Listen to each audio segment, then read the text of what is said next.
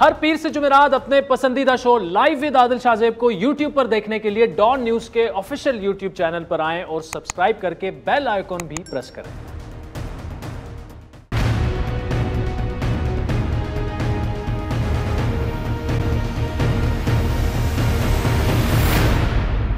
नवाज शरीफ की मुस्लिम लीग नून की जो ताकत है, अल्लाह ताला के फजल से जो आज भी वोट की भी ताकत है, बयानिए की ताकत है, खिदमत की ताकत है, हर चीज की जो ताकत है उसका आपके मुस्लिम लीग नून के मुखालिफों को इदराक है। अगर नहीं इदराक तो मुस्लिम लीग नून को इदराक नहीं, क्योंकि मुस्लिम लीग नून में आज भी हम में से कुछ लोग ऐसे हैं कि जो हमसे डर रहे हैं, हम उनसे डर रहे हैं। हम में से कुछ लोग ऐसे हैं जो हमसे डर रहे हैं, हम उनसे डर रहे हैं। नाज़रीन, नून लीग में धड़ेबंदी बिला आखिर ऐसा लग रहा है कि अब मरियम नवाज ने भी उसका एतराफ़ कर लिया है।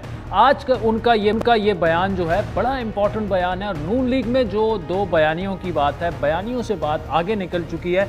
कल तक नवाज शरीफ की जल्द वापसी की ख्वाहिश का इजहार करने वाली मरियम नवाज आज अपने साथियों पर शक का इजहार कर रही हैं। उन्हें किससे खौफ है, ये कौन लोग हैं? मरियम नवाज ने आर्मी चीफ की एक्सटेंशन में वोट को भी पार्टी का जो वोट था पार्टी का गुनाह करार दिया था। हमजा शहबाज ने उसे कौमी मफाद में फैसला करार दिया था।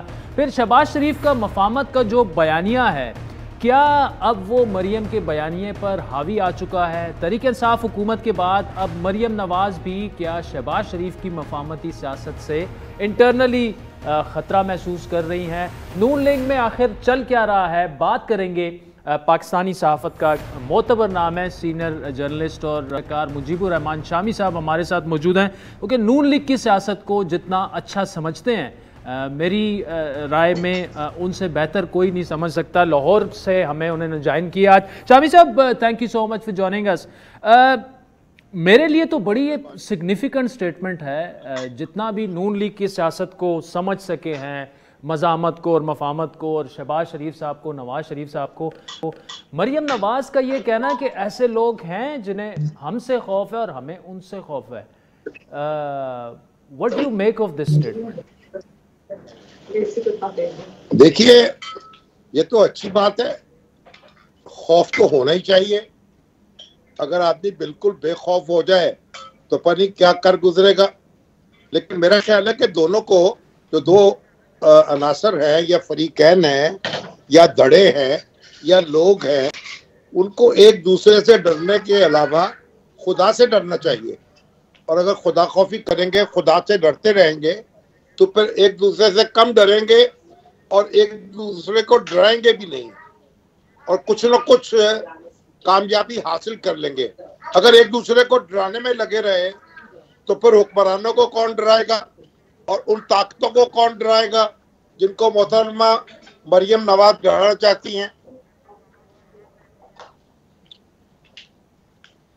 ठीक, ये शामी साहब ये बताइएगा कि आपने कहा कि खुदा का खौफ भी होना चाहिए, इसका मतलब आप ये समझते हैं कि नून लीग एक हकीकी ओपोजिशन का किरदार अदा करने में नाकाम रही है बिकॉज ऑफ इंटरनल डिफरेंसेस? देखिए, हकीकी ओपोजिशन जो है वो होती है पार्लियामेंट के अंदर। पार्लियामेंट से बाहर आप जितना भी हंगामा कर लें, किसी हुकूमत को गिराना आसान नहीं होता। और अगर आप तनहा हर चीज को गिराना चाहें तो ये कैसे? अब देखिए, इमरान खान साहब नहीं गिरा सके तो अब और कोई कैसे गिराएगा?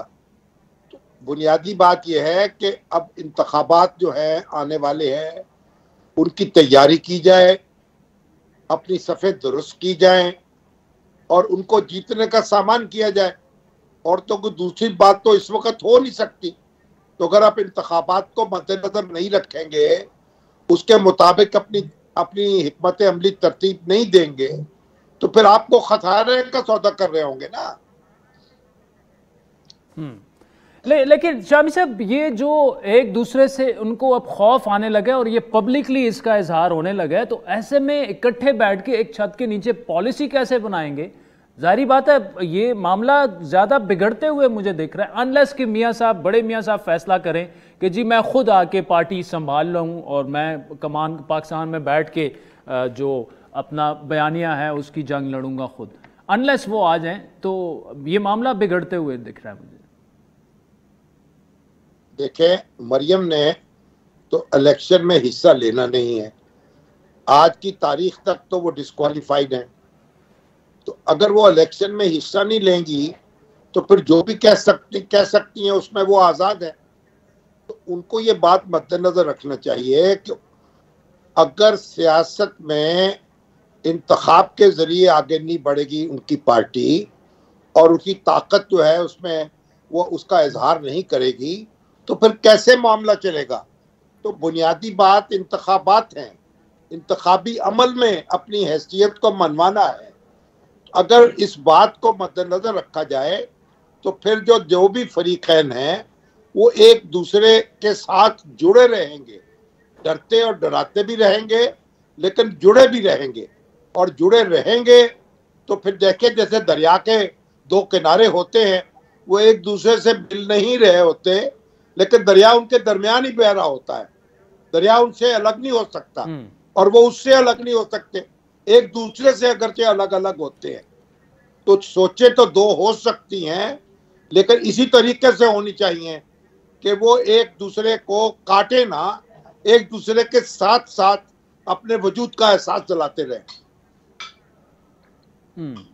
ठीक। अच्छा शामी साहब, अगर शहबाज शरीफ साहब की बात करें, लंदन में जो नेशनल क्राइम एजेंसी का जो फैसला था उसकी डिटेल में नहीं जाते, वो क्या था क्या नहीं था।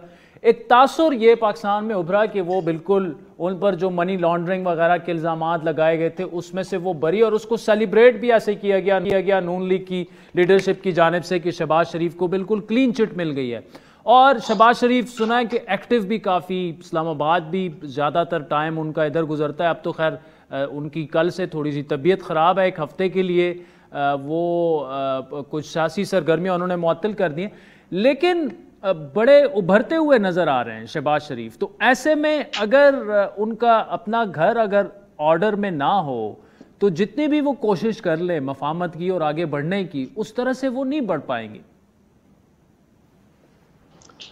देखिए, शहबाज शरीफ साहब जो हैं, जहां तक पाकिस्तान में कायम मुकदमात है, मैंने जो उनके वकीलों से मालूम किया है उनका नाम उनमें नहीं आता। उनके बच्चों के नाम तो आते हैं लेकिन उन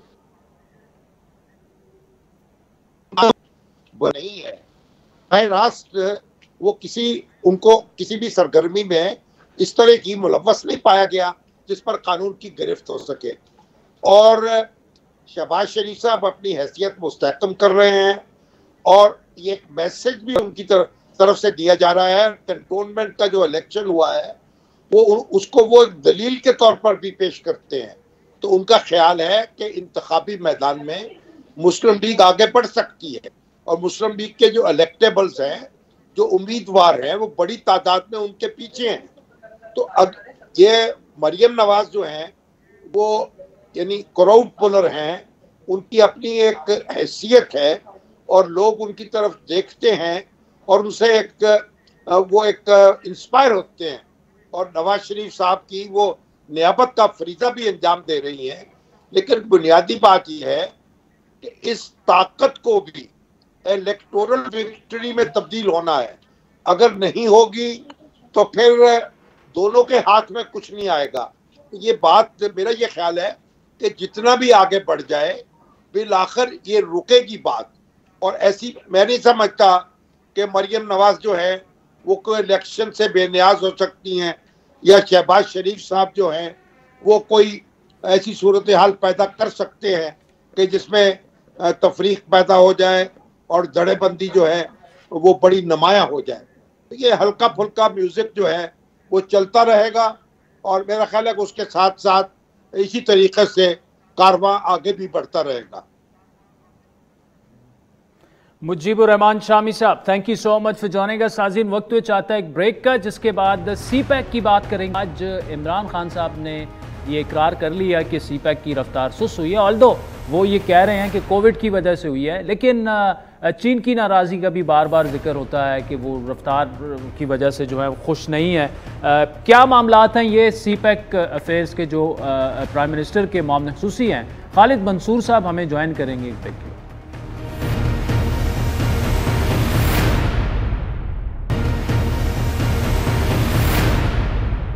वेलकम बैक नाज़रीन। क्या सी पैक खटाई का शिकार है? क्या इन मंसूबों को लेकर चीन पाकिस्तान से नाराज़ है? हालिया खबर और सूरत हाल को देखें तो ऐसा ही लगता है और इसकी वजह हमारे पास मौजूद भी है जिसको देखकर चीन की नाराज़गी जायज़ लगती है। 3 साल पहले मुआरज़े वजूद में आने वाली तहरीक इंसाफ हुकूमत ने सी पैक मनसूबों पर जब भी लबकुशाई की, मनफी ही की। इसका आगाज़ सबसे पहले 9 सितंबर 2018 को हो गया था, यानी हुकूमत में आने के तकरीबन 18 दिन बाद, जब वज़ीर-ए-आज़म के मुशीर अब्दुल रज़ाक दाऊद ने फाइनेंशियल टाइम्स को एक इंटरव्यू में सी पैक पर तनकीद की थी। उसके बाद वज़ीर-ए-आज़म से लेकर हुकूमती वज़रा भी अक्सर हमने देखा कि सी पैक बिलखुसूस जो बिजली के मनसूबे हैं उससे मुतालिक बयानबाजियाँ भी करते हैं और इल्ज़ाम तराशियाँ भी लगाते हैं।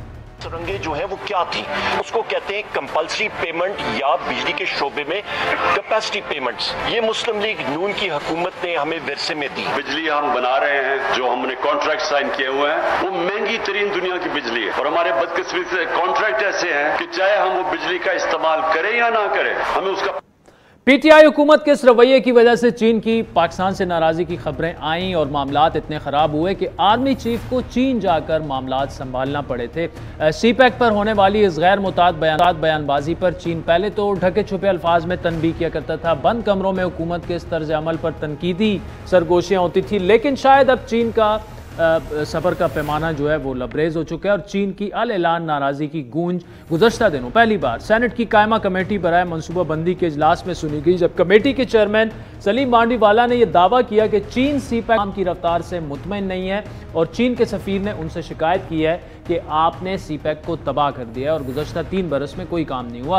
अहम और हैरत अंगेज़ बात यह कि वज़ीर-ए-आज़म के मुआविन ख़ुसूसी बराए सी पैक खालिद मंसूर ने भी सलीम मांडवीवाला की तायीद ऐसे अल्फाज में की कि चीनी कंपनियां जो हैं वो हुकूमती इदारों और उनके काम की रफ्तार से मुतमईन नहीं। प्रोजेक्ट जो हैं वो अगर डिले का शिकार हैं तो उनके ऊपर हमारी नज़र है और हमने सी पैक अथॉरिटी के अंदर जितने भी हमारे रिसोर्स हैं उनको सेक्टोरल जिम्मेदारी दी है ताकि उनको हम फॉलो अप करें और जहां जहां वो मसाइल फंसे हुए हैं उनको जल्द से जल्द उनको हल किया जाए। बात देखें बड़ी सिंपल है कि जो चाइनीज ने इन्वेस्टमेंट की है तो उनकी पेमेंट तो आपने किसी तरीके के साथ करनी है, क्योंकि अदरवाइज अगर आप पेमेंट नहीं करेंगे तो जो इस वक्त प्रोजेक्ट कंप्लीट हो चुके हैं तो उन्होंने अपना डिविडेंड भी डिक्लेयर करना है। तो अब देखा जाए तो खालिद मंसूर का ये बयान सी पैक पर काम करने वाली जो गुज़श्ता इंतज़ामिया थी उनके खिलाफ भी चार्जशीट है। सबके बावजूद वज़ीर-ए-आज़म किसी हुकूमती ओहदेदार नहीं बल्कि कोरोना को मुआरद इल्ज़ाम ठहरा दें। सी पैक की रफ्तार की अगर बात हो, कम अज़ कम वो ये बात ज़रूर मान गए हैं कि सी पैक की रफ्तार सुस्त ज़रूर पड़ गई। तो ये जो सी पैक है इसकी जो रफ्तार है वो इंशाल्लाह तेज़ होगी। बीच में हमें मसले आए और जिस तरह मैंने कहा कि कोरोना की वजह से बड़े मसले आए क्योंकि सारी कम्युनिकेशन रुकी एक बार, तो ये आर्जी तौर पे है। इंशाल्लाह जिस तरह भी वैक्सीन लगती जा रही है और फैलती जा रही है और कोरोना का जो खौफ है वो कम होता जा रहा है तो उससे इंशाल्लाह सी पैक के भी प्रोजेक्ट्स तेज हो जाएंगे।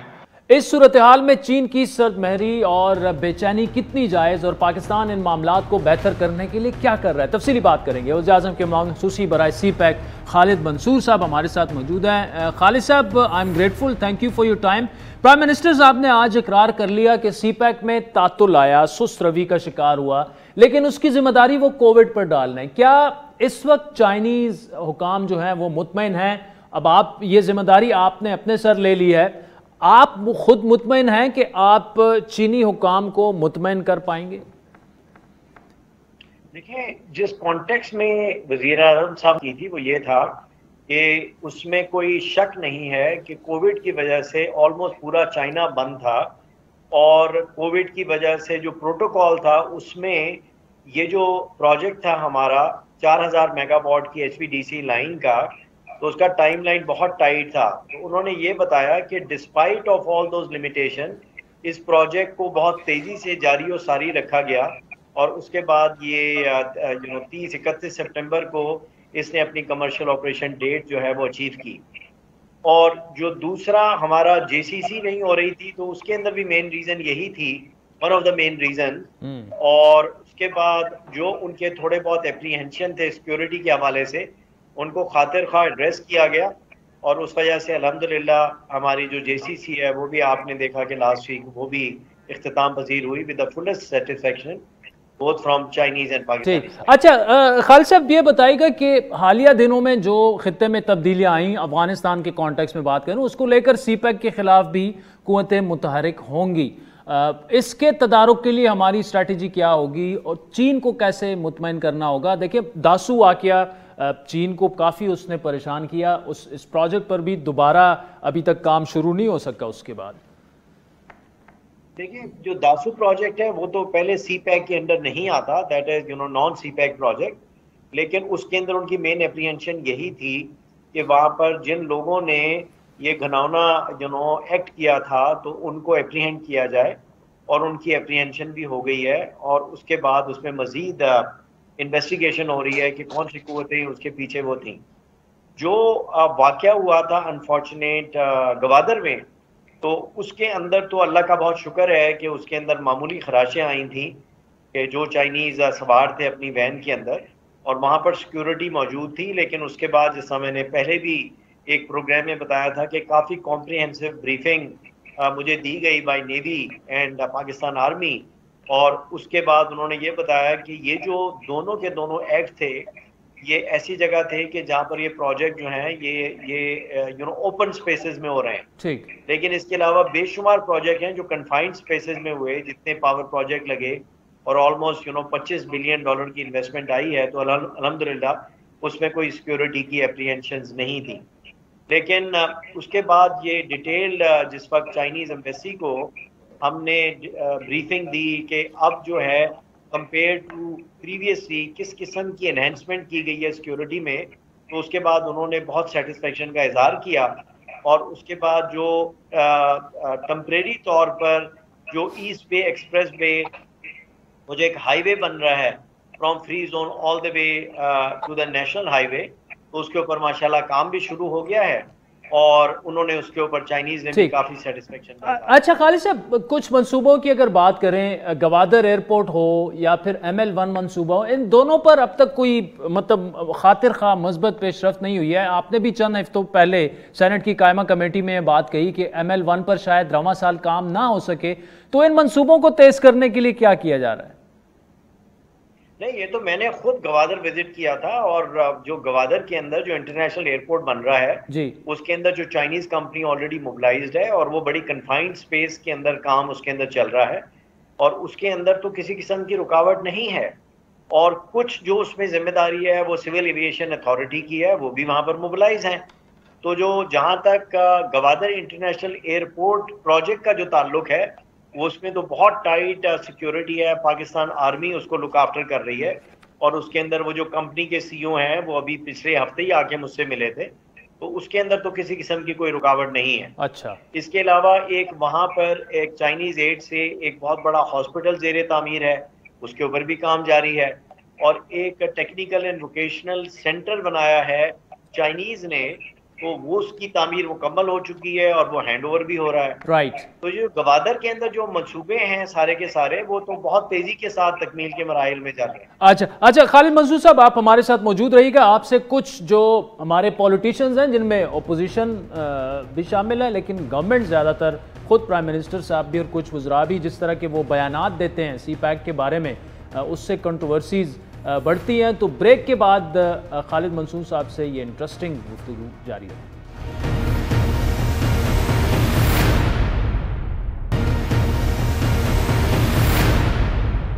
वेलकम बैक नाज़रीन। सीपैक अफेयर्स के लिए प्राइम मिनिस्टर इमरान खान के मौसूसी खालिद मंसूर साहब हमारे साथ मौजूद हैं। खालिद साहब, माजी में खान साहब सीपैक को लेकर जो करते रहे, वही आज ओपोजिशन भी तकरीबन कर रही है। आज खान साहब की तकरीर के बाद एहसन इकबाल साहब ने प्रेस कॉन्फ्रेंस की और उनके बकौल हुकूमत ने सीपैक को डीरेल कर दिया। क्या आप समझते हैं कि सियासी जमातों को इस मामले पर कम अज़ कम सियासत नहीं करनी चाहिए? बिल्कुल ऐसे ही होना चाहिए जी। ये सारे मंसूबे जो हैं, they are projects of national importance, और जहाँ तक जितनी भी मेरी बहुत लिमिटेड गुफ्तो शनीद हुई है, तो उसके अंदर भी ऑपोजिशन ने मुझे ये एश्योरेंस दी है कि इसके ऊपर सियासत नहीं की जाएगी और करनी भी नहीं चाहिए, क्योंकि जैसे आपने शुरू में कहा कि ये गेम चेंजर प्रोजेक्ट्स हैं, और अब जैसे हम फेज़ 2 के अंदर दाखिल हो रहे हैं, तो इसका जो स्कोप है वो फेज़ 1 के मुकाबले में ऑर्डर ऑफ मैग्नीट्यूड ज़्यादा है। उसके अंदर वैरायटी ऑफ इंडस्ट्रीज़ के अंदर हमने मजीद चाइनीज़ कंपनीज को इन्वेस्टमेंट के लिए परसुएट करके लेकर आना है, और उसके बाद इन्हीं कंपनीज के साथ जो हमारे स्पेशल इकोनॉमिक जोन्स हैं उनके ऊपर काम बहुत तेज़ी के साथ हमने शुरू किया है कि उनको रेडीनेस करना है, ताकि जैसे इन्वेस्टर्स आएँ वो आकर वहाँ पर फुल फैसिलिटेशन के साथ उस पर काम शुरू करें। सीपैक अथॉरिटी के अंदर एक बहुत तेज़ी से हम फैसिलिटेशन सेंटर बनाने जा रहे हैं, ताकि जो भी इन्वेस्टर्स आएँ इन वैरायटी ऑफ सेक्टर्स में, चाहे वो एग्रीकल्चर हो या इंडस्ट्रियल कॉर्पोरेशन हो, इंफॉर्मेशन टेक्नोलॉजी का एक ज्वाइंट वर्किंग ग्रुप जो है इस लास्ट JCC के अंदर एग्रीमेंट हुई है, तो इन सारे के सारे एरियाज के अंदर वही मंसूबे जो हैं हम लेकर आएंगे जिसकी हमारी माशी तरक्की की रिक्वायरमेंट है, और इसके ऊपर हम पूरे प्रिपरेशन के साथ जाएंगे। और चाइना ने जो लास्ट JCC के अंदर फुल कमिटमेंट की है कि उसके अंदर फेज 2 को सक्सेसफुली एग्जीक्यूशन में ले जाने के लिए भरपूर ताउन फराहम करेंगे। तो इंशाल्लाह ताला हम पूरे कमिटेड हैं कि हमें फेज 2 को बहुत तेजी के साथ इंशाल्लाह ताला एग्जीक्यूशन में लेकर जाना। ठीक है। अच्छा खालिद साहब, अपोजिशन को तो आपने पैगाम दे दिया, अपनी टीम को क्या पैगाम देंगे? क्योंकि हुकूमत में आने के बाद से वज़ीर आज़म हो, वफाकी वज़रा हो, कई ऐसे बयानात उन्होंने दिए जिससे सीपैक के मंसूबों को वैसे ही मुतनाज़ा बना देंगे। अभी भी एनर्जी के जो मंसूबे हैं उनको बार बार ये कहा जा रहा है कि जी ये बारूदी सुरंगें हैं जो गुज़श्ता हुकूमतें बिछा के गई है। तो ये क्या पैगाम अपनी टीम को आप देंगे कि इस तरह के गैर जिम्मेदाराना बयानात ना दें? मैं यही कहूँगा कि we have to move on. अब मेरा गुजारिश यही है कि फेज़ 1 जिसके अंदर एनर्जी या पावर प्लांट्स लगे या उसके अंदर रोड इंफ्रास्ट्रक्चर बने या किस हद तक हमारा गवादर का डेवलपमेंट का काम हुआ, अब अगर हमने एक इंडस्ट्रियल रेवोल्यूशन लेकर आना है तो हमने पाकिस्तान को एक मैन्युफैक्चरिंग हब बनाना है, और इसके ऊपर मुझे मुकम्मल ताउन हासिल है हमारी एग्जिस्टिंग लीडरशिप का भी, और यही पैगाम मुझे दिया गया है फ्रॉम ऑपोजिशन एज वेल, क्योंकि इसके ऊपर बिल्कुल किसी किस्म की सियासत नहीं होनी चाहिए। हमें बिल्कुल अपनी पूरी कोशिश के साथ, तकदो के साथ फेज़ 2 को अपनी एग्जीक्यूशन के अंदर लेकर जाना है, जिसके अंदर मैं अपनी टीम के साथ शब रोज़ इस पर कोशिश भी कर रहा हूँ, और कन्विक्शन भी है और अल्लाह ताला से दुआ भी है, और चाइनीज़ का भरपूर ताबन भी इसमें शामिल है। और जहाँ तक जो आपने पहली बात की थी कि दूसरी कुव्वतें जो इसके खिलाफ हैं, हमें अपने एक्ट को सीधा करना है। हमें अगर अल्लाह ताला की रज़ा इसमें शामिल रही है, कौम की दुआएं शामिल रही, मीडिया का भी रोल है कि इसके अंदर पॉजिटिविटी आप दिखाइए, तो इंशाल्लाह ताला आप देखेंगे कि बहुत जल्दी इसके अंदर पेशरफ भी होगी, और इंशाल्लाह ताला जो हम पाकिस्तान को ऐसा मैन्युफैक्चरिंग हब बनाएंगे जिसकी वजह से जो इंडस्ट्रियलाइजेशन होगी वो ना सिर्फ इम्पोर्ट सब्स्टिट्यूशन करेगी, बल्कि वो एक्सपोर्ट ओरिएंटेड जो हमारा इनिशिएटिव है कि जिसकी वजह से जो हमारा बैलेंस ऑफ पेमेंट का इशू है, उन सब को, सारे मसाइल को हल करते हुए हम इन प्रोजेक्ट्स को जब इंडस्ट्रियल रेवोल्यूशन लेकर आएंगे तो उसके अंदर बेशुमार जो अपॉर्चुनिटीज हैं, मुलाजमतें लोगों को मिलेंगी, और उससे जो माशी तरक्की। अच्छा खालिद साहब, JCC की हालिया इजलास में आपने एक बात की थी कि चाइनीज़ कंपनी को जो पाकिस्तान ने पैसे देने हैं उस हवाले से स्ट्रैटेजी बनाई जा रही, कोई पेशरफ्त हुई है उसमें ताकि इनको जो ये पैसों का मामला है वो भी दिया जाए, और इस हवाले से एटलीस्ट अगर उनके ये कंसर्न है कि हमें पैसे नहीं दिए जा रहे वो मुतमईन हो पाएँ? जी बिल्कुल जी, उसके अंदर बिल्कुल काफ़ी मशावरत जारी है मिनिस्ट्री ऑफ फाइनेंस के साथ भी, मिनिस्ट्री ऑफ एनर्जी के साथ भी। तो उसके अंदर हमारी पूरी कोशिश यही है कि हम जहां तक मुमकिन हो सके उनके जो लिक्विडिटी के मसाइल हैं उनको जल्द से जल्द हल करें इंशाल्लाह। खालिद मंसूर साहब, thank you so much for joining अस। नाज़रीन, सीपैक को इस वक्त जो देख रहे हैं उनके ओवरसी कर रहे हैं वज़ीर आज़म के मौन खसूसी खालिद मंसूर साहब ने एक क्लियर कट मैसेज दिया कि इस मामले पे एटलीस्ट सीपैक का जो मामला है इस पर सियासत नहीं होनी चाहिए, चाहे वो हुकूमत हो चाहे वो अपोजिशन हो, क्योंकि ये पाकिस्तान का मामला है। तो बड़ा केयरफुली इस पर प्राइम मिनिस्टर साहब हों, फेडरल मिनिस्टर्स हों, उनको अपनी स्टेटमेंट्स को भी देखना चाहिए और अपोजिशन को भी एहतियात का दामन हाथ से नहीं छोड़ना चाहिए। वक्त वो चाहता है एक ब्रेक का, जिसके बाद तोरगम बॉर्डर की बात करेंगे। मौन खसूसी बराए इस्टेब्लिशमेंट अरबाब शहजाद हमें ज्वाइन करेंगे। बड़ा एक अहम फैसला आज हुआ, क्या वो फैसला था और क्या मामलात हैं उस पर तफसीली गुफ्तगू करेंगे।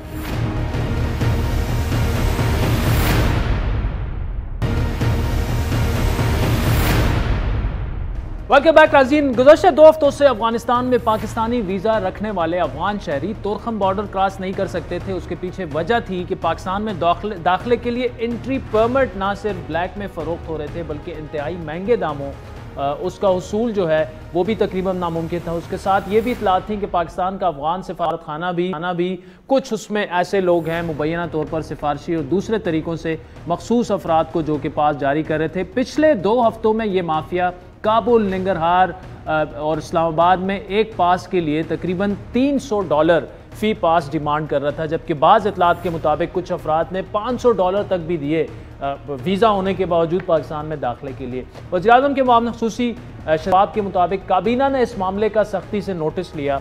हमने भी 2-3 काफ़ी सख्त ट्वीट्स की कि इसका वज़ीर-ए-आज़म को नोटिस लेना चाहिए और वज़ीर-ए-आज़म ने नोटिस लिया भी। अब उन्होंने तोरखम बॉर्डर पर गेट पास को ख़त्म करने का अहकाम जारी कर दिए और इस अमल को आसान बनाने के लिए सिर्फ वीज़ा पर ही अफ़गान जो हैं वो पाकिस्तान अब आ सकेंगे।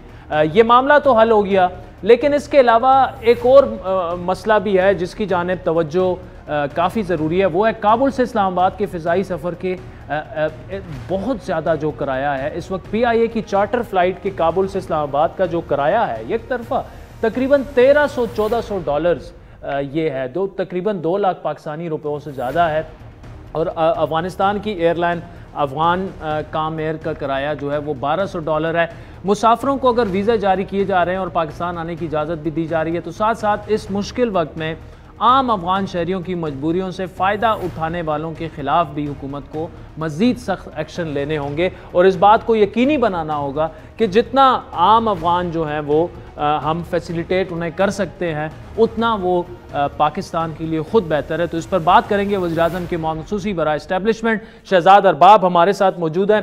अरबाब साहब, thank you so much for joining अस। ये तोरखम बॉर्डर वाला मामला क्या था? जो स्पेशली अफगान वहाँ से आ रहे थे, क्रॉस कर रहे थे, उनके पास वीज़े होते थे लेकिन एक परमिट उन्हें लेना पड़ता था और वो $300-400 उनको देने पड़ रहे थे।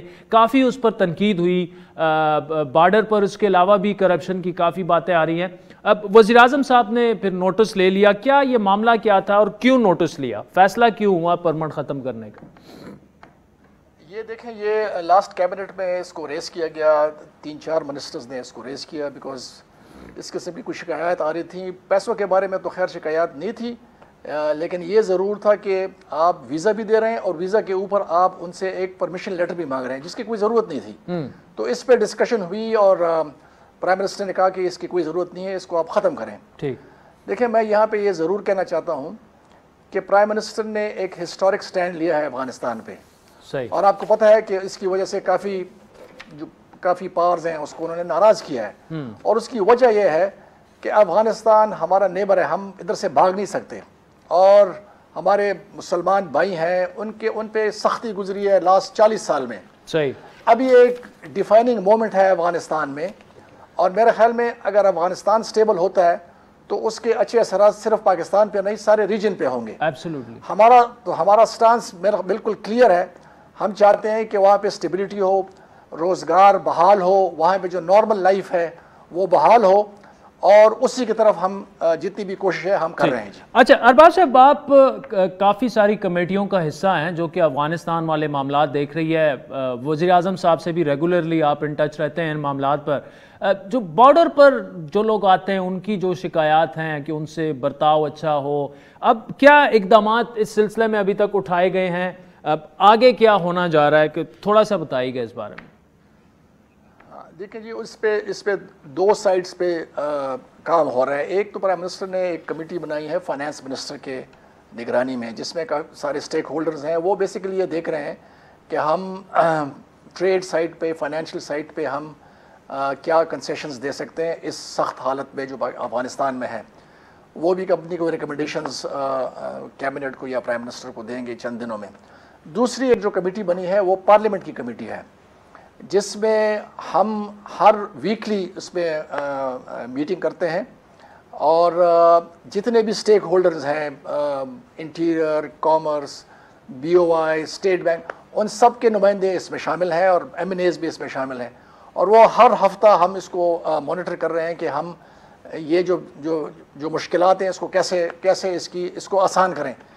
काफ़ी चीज़ों पे काम हो रहा है। फॉर एग्ज़ाम्पल इसमें भी काम हो रहा है कि अभी जो उनका टाइम है एक्सपोर्ट का टू पाकिस्तान फ्रूट्स वगैरह के, उस पर हम उनके टैरिफ्स को किस हद तक कम कर सकते हैं ताकि उनके लिए हम आसानी पैदा करें। दूसरा जो ओवरऑल उनका ट्रेड है, ये भी अच्छी बात है, ये आपको खुशी होगी कि पिछले दो हफ्तों से ट्रेड रिस्टोर हो चुके हैं, बल्कि अभी इंक्रीज हो रहा है। अच्छा, हम काफ़ी तकरीबन कोई 1.5-2 साल से जो हमारा पाकिस्तान अफगानिस्तान फ्रेंडशिप जो प्लेटफॉर्म है पार्लियामेंट्स का, उसमें काफ़ी इंगेज है। मैं इंगेज हूँ, बाकी लोग इस पर इंगेज हैं, और हम कोशिश करते रहे हैं कि जो हमारा जो ट्रेड है ये बढ़े, लेकिन उसमें काफ़ी रुकावटें होती थी। अभी फ्रैंकली अफगानिस्तान साइड पे जितने भी वो बैरियर्स थे वो उन्होंने ख़त्म कर दिए। अच्छा, और हमारा जो ट्रेड ख़ास तौर पे जो कंटेनर्स जाते और आते हैं उनकी तादाद हिस्टोरिक बढ़ गई है। हमारा पहले वो होता था, एम होता था कि हम कोई 1200 जो है ट्रक्स सारे हमारे बॉर्डर पॉइंट से जाएं और आएँ। अभी we have cross 1600 in the last 1 week. So उस तरफ से तो आसानियाँ हैं, अभी हमने इस तरफ भी आसानियाँ पैदा करनी हैं, और इंशाल्लाह हम ऑन अ वीकली बेसिस इस पे काम कर रहे हैं कि यहाँ से जो मुश्किलात हैं उसको बिल्कुल ख़त्म करें। क्योंकि एक तरफ तो गवर्नमेंट और प्राइम मिनिस्टर एक बहुत अच्छा एक गुडविल जेस्चर क्रिएट किया हुआ है अफगानिस्तान में, नीचे सिस्टम ने भी उसका साथ देना है, और ये हम इंश्योर करेंगे इंशाल्लाह कि जो हालात तोरखम में हुए इस किस्म के हालात फिर ना। तो अरबाज साहब, काफ़ी सारे मामलात पर यकीनी तौर पर आप काम कर रहे हैं, लेकिन एक और कंसर्न भी है कि PIA की जो चार्टर फ्लाइट्स हैं वो इतनी ज़्यादा तो नहीं है, उनका किराया जो है तकरीबन $1300 एक तरफा जो किराया है। क्या इस पर कुछ काम हो रहा है कि फ़्लाइट ज़्यादा की जाए और किराया जो है वो आम आदमी की दस्तरस में लाया जाए? ये हमारी कमेटी पे इस पे अब तक तो कोई किसी ने रेज नहीं किया, लेकिन ये जो हमारी नेक्स्ट मीटिंग हो रही है नेक्स्ट ट्यूसडे को, तो इंशाल्लाह हम we can take this up aviation के साथ हम इस पे बात करेंगे। ठीक, जितने भी इश्यूज हैं इंशाल्लाह वो ऐसे नहीं है कि एनीथिंग जो इसके साथ रिलेटेड हो अफगानिस्तान के साथ, उसको इंशाल्लाह हम कोशिश करें कि उसको हम स्ट्रीमलाइन करें। ठीक है, तो अरबाज साहब, ये जो कमेटियां को आपने जिक्र किया, जाहिर है पाकिस्तान अपनी तरफ से पूरी कोशिश कर रहा है अफगानिस्तान की वहाँ के लोगों की मदद के लिए, लेकिन जो देखिए पीपल टू पीपल कनेक्शन है, या मैं बल्फाज़े दीगर ये कहूँगा जो आम अफगान है उनको जो मुश्किलात हैं, क्या उसका भी पाकिस्तानी हुकूमत को एहसास है कि उनके लिए भी बहुत कुछ करना है हमें? देखिए, ज़्यादातर तो जो हमारा कंसर्न ऑब्वियसली हमारे जो अफगान भाई हैं उन पे मुश्किलात हैं, उनके मुश्किलात को हमने दूर करना है। ऑब्वियसली वो किसी एक गवर्नमेंट के थ्रू ही होगा। अभी जो वहाँ पे जिनके पास हुकूमत है वो ऑब्वियसली तालिबान के पास है, वो रिकग्निशन के इश्यूज़ तो बाद में होंगे, लेकिन द फैक्ट इज़ कि उनका कंट्रोल अभी सारे अफगानिस्तान पे है। तो मसला तो सारा अफ़गान लोगों के हैं, क्योंकि मुश्किलात उनको हैं। वहाँ पे अभी फूड सप्लाईज के इश्यूज़ हैं, वो भी आपने देखा होगा। पाकिस्तान काफ़ी बड़े पैमाने पे जो ह्यूमैनिटेरियन एड है वो अपनी तरफ से वहाँ पे भेज रहे हैं डिफरेंट सिटीज़ में। ये एक बहुत बड़ा इशू है जो कि वक्त के साथ अगर हमने इंटरनेशनल कम्युनिटी ने हेल्प नहीं किया तो इसका एक बहुत बड़ा एक बहुत बड़ा कैटास्ट्रॉफिक उस पे लेवल पे जा सकता है, और उसके इम्पैक्ट हम पे भी होगा और सारे रीजन पे होगा। और इवन अगर इकोनॉमिक माइग्रेशन शुरू होती है तो उसका इफेक्ट मेरे ख्याल में वेस्ट पे भी होगा। तो हम ऑब्वियसली हमें उसका है इल्म भी है और उसकी तरफ हम काम भी कर रहे हैं। जी, शहजाद अरबाब साहब, thank you so much for joining अस। नाज़रीन, आज के प्रोग्राम पर आपके फीडबैक के मुंतज़िर रहेंगे। हमारा ट्विटर हैंडल है @आदिल शाज़ेब। मुझे मेरी टीम समेत इजाज़त दीजिए।